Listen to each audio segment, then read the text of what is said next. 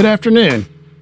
We're back again this afternoon. It's been about a week since the first part of the video was shot. The guys are here today finishing up the installation of the liner, and we're going to go in and look at the crawl space and see the results of the industrial cleaning service. This system, as we talked about before, is an ATMOC system, one of my favorite types of programs to put on a house. And it's a hybrid system, kind of between the old sealed technology, but also the availability of putting in the fresh air when it is available. This little controller powers the entire system, powers the low voltage fan system, as well as the backup dehumidifier.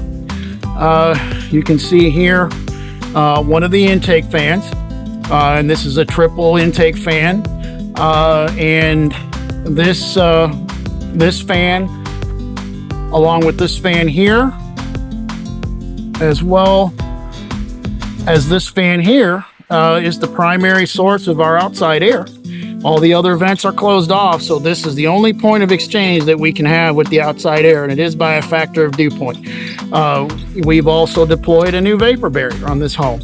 And as you can see here, just walking around, the guys did a really good job with the industrial cleaning service to clean the microbial material from the floor system.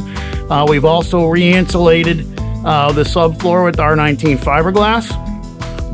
And as you'll see as we peer deeper into the crawl space, just the overall conditions here, the wood moisture today has dropped down to 14%. And just you have to remember, just a few days ago, we cleaned this floor system, which spiked the wood moisture up, up into the 20s. But already, just with the use of the outside air, we've been able to bring down the crawl space wood moisture without using the dehumidifier and using these fans.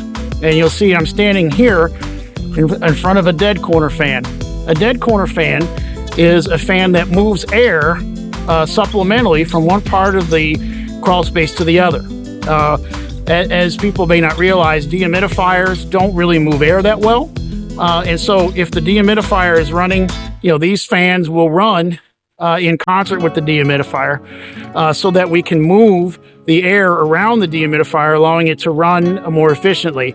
Or if we're on the outside air, these fans will provide extra power or movement of the air from one side of the crawl space to the other. Here's another one of these fans. And you can see these fans are all running right now. And we'll walk over here to the center of the crawl space. We can see we've deployed an April Air 90-pint dehumidifier. We're placing more and more of these out into our installs these days, and it's a very well-built dehumidifier. Now, keep in mind that the system is hybridized. It is not operating by a factor of relative humidity. It's being operated by that controller that we showed you in the beginning, and it forces this device to operate on a factor of dew point, as do the fans. And one of the most interesting upgrades, I've been putting these systems in for 8 years, but this year ATMOC has really reinvented the system very well. This is the B-Box. This is the central hub that powers all of the fans and the dehumidifier and so forth. You see these little low voltage wires. Well, they've reinvented this box to be easier to use. And you can see here the data cords, and as far as the quick connect cords for the fans, are very easy to install. So if you're an installer for the ATMOC system, this latest version is certainly the easiest to deploy. It's the easiest to use, which reduces installation mistakes. I really enjoy and like this latest upgrade. The folks at ATMOC are constantly reinventing the system, and every 2 years or so they come out with a new upgrade, and certainly this is one of my favorites. You'll see here,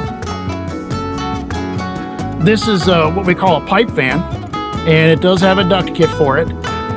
This house has a supplemental compartment which we'll see in a minute here, where it does have a stick-built support system for the porch system above, so it does have organics. So we did want to force some of the conditioned air into that sub-compartment.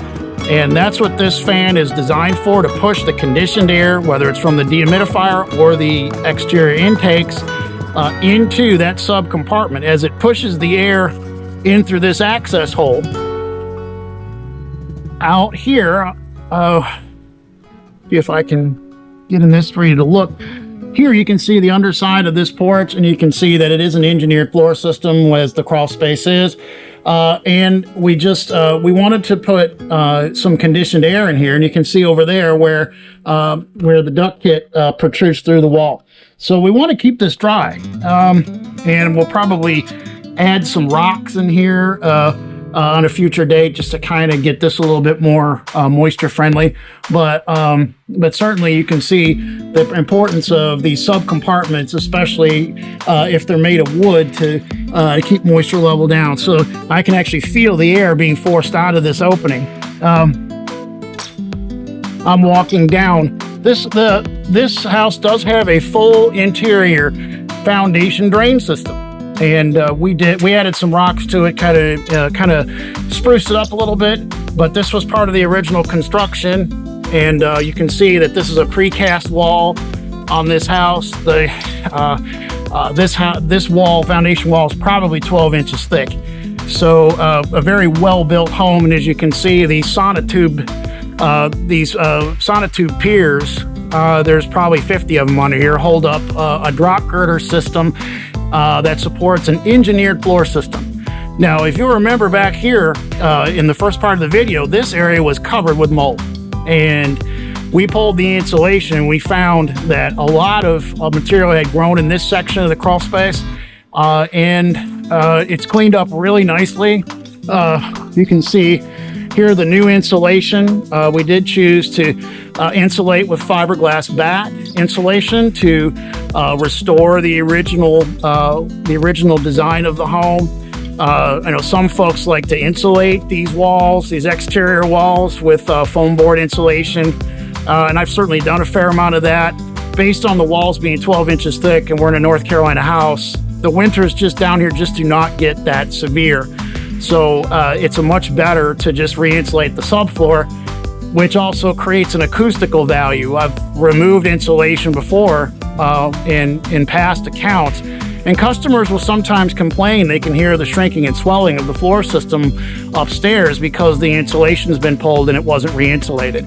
So I do actually try to re-insulate when possible with the traditional fiberglass batt to get the acoustical value as well as insulative value.